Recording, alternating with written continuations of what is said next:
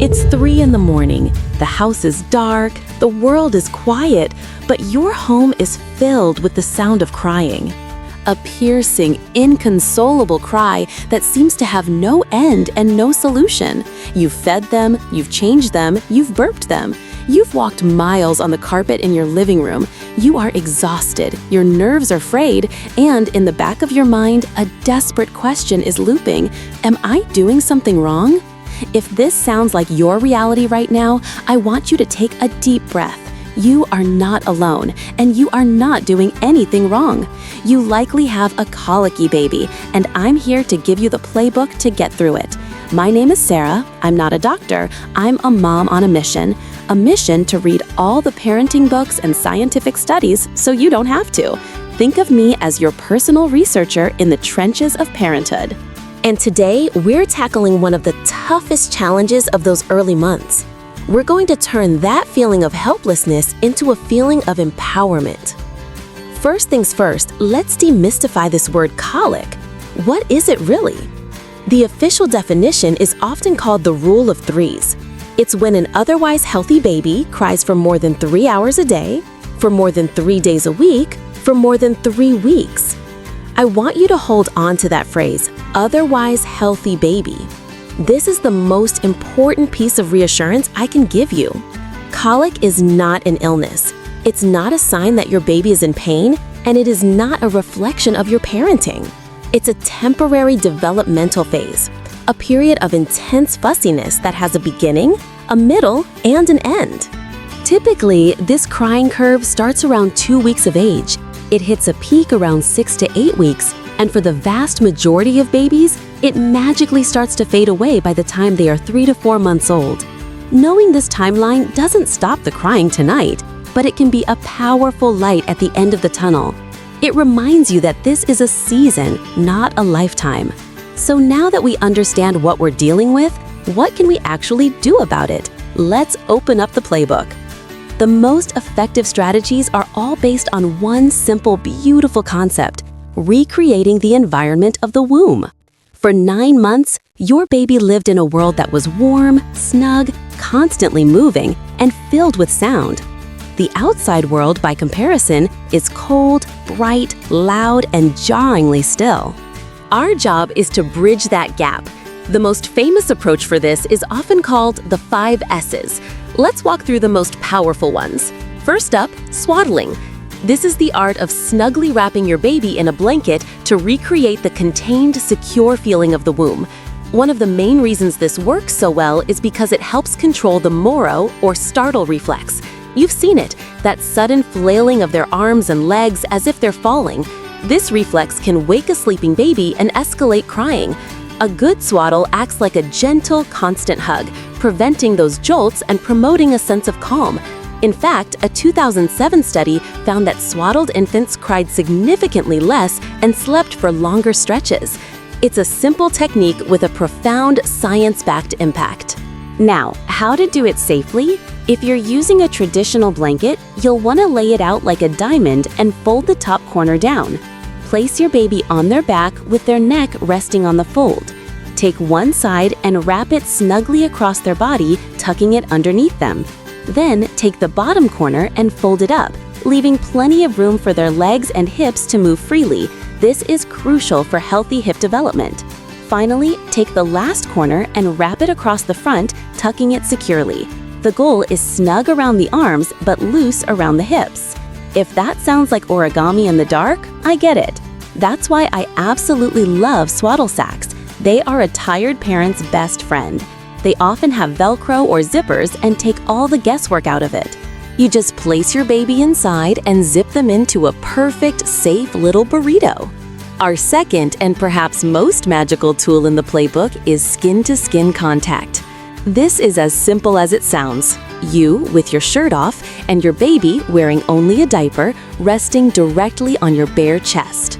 This isn't just a sweet, cuddly moment. This is powerful biology at work. When your baby is on your chest, 2 incredible things happen. First, their body is flooded with a hormone called oxytocin. You've probably heard it called the love hormone. It's the body's natural bonding agent, creating feelings of calm, connection, and security. At the same time, this contact reduces the levels of cortisol, the stress hormone. Think of cortisol as a blaring alarm bell in your baby's system. Your touch, your presence, literally silences that alarm. And here is the truly miraculous part, the goosh moment. Your body is intelligent. Research has shown that a parent's chest can actually self-regulate its temperature to perfectly meet the baby's needs. If the baby is a little cool, your chest will warm up. If the baby is a little warm, it will cool down. It is a living, breathing, responsive environment. Your body is the ultimate smart thermostat for your child. It is a profound reminder that you, the parent, are not just a source of comfort, but a biological powerhouse of regulation for your baby. Next in our toolkit is a 2-for-1, white noise and sucking. The womb was not a silent place. It was filled with the constant whoosh of blood flow and the rhythmic beat of your heart. It was actually about as loud as a vacuum cleaner. A quiet room can be unsettling for a newborn. Continuous white noise from a sound machine, a fan, or even a shushing sound you make helps to mask jarring outside noises and mimics that familiar uterine soundscape. Combine this with the power of sucking. Sucking is a primal reflex for babies, and it does more than just get them nutrition. The act of sucking itself triggers the release of calming hormones in their brain. So offering a pacifier, a clean finger, or the breast for comfort, even if they aren't hungry, what's known as cluster feeding, can be an incredibly effective soothing strategy. Finally, there's strategic distraction. Sometimes a complete change of scenery is the pattern interrupt a fussy baby needs. This could be a warm bath, where the water provides gentle pressure and warmth. It could be a gentle baby massage, using that powerful skin-to-skin contact. Or it could be the classic parent move, putting the baby in their car seat for a drive or in a stroller for a walk outside. The gentle, rumbling motion is another powerful womb simulator. Every baby is different. What's the one unexpected trick that has worked to calm your little one? Share it in the comments below to help another parent who might be struggling tonight. Now we've built a wonderful toolkit, but before I share the final and most powerful strategy of all, there's something important we need to talk about. A popular method that I urge you to approach with extreme caution: chiropractic care for colic.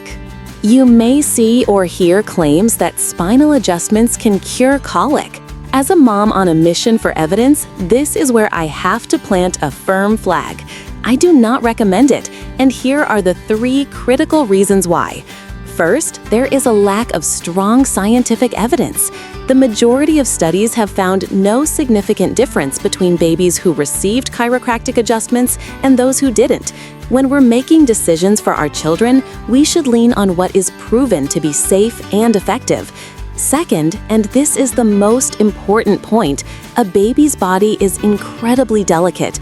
Their skeleton is still soft and developing. Improper or forceful manipulation carries a real risk of serious injury. It's a risk that, in my opinion, is simply not worth taking for a condition that we know is temporary and not a medical illness. Third, not all practitioners have specialized, extensive pediatric training. The term chiropractor is broad, and the level of experience with infants can vary dramatically. So, my loving but firm advice is to stick to the science-backed, gentle methods we know work. Avoid the risky interventions, and instead turn to the one tool that is guaranteed to be safe, effective, and is already in your possession. This brings us to the climax of our playbook, the single most effective, most powerful, most fundamental strategy for calming a fussy baby.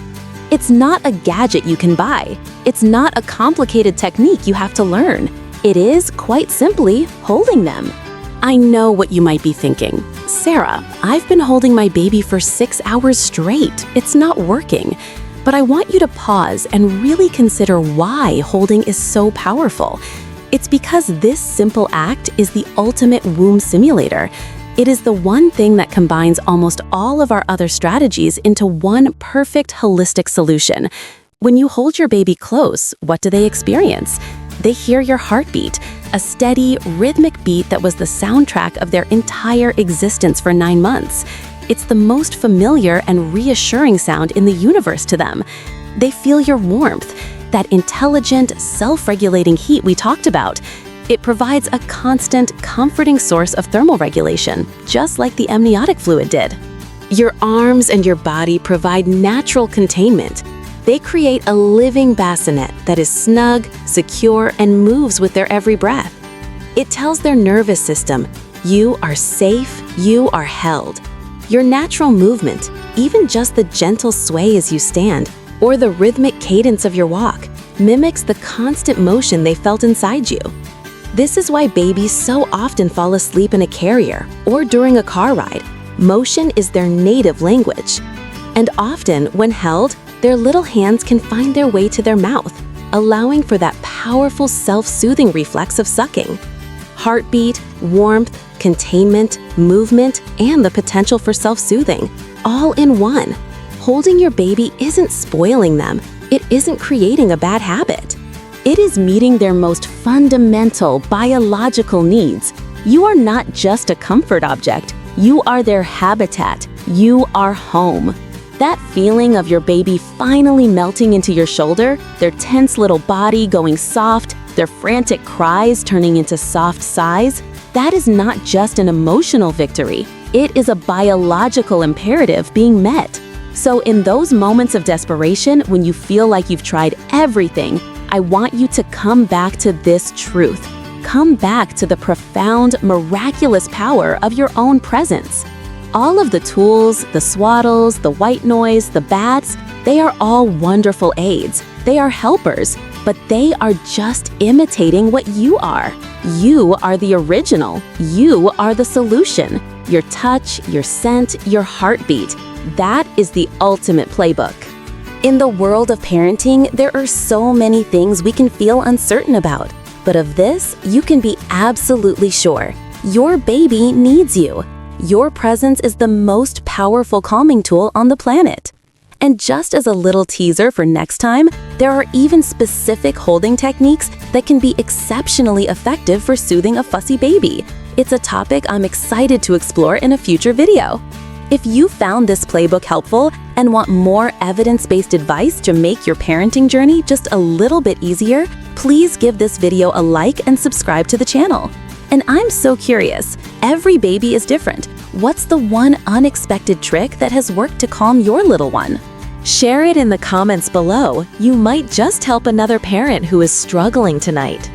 Finally, be sure to save this video to your own playlist. That way you'll have this playbook ready whenever you need it most.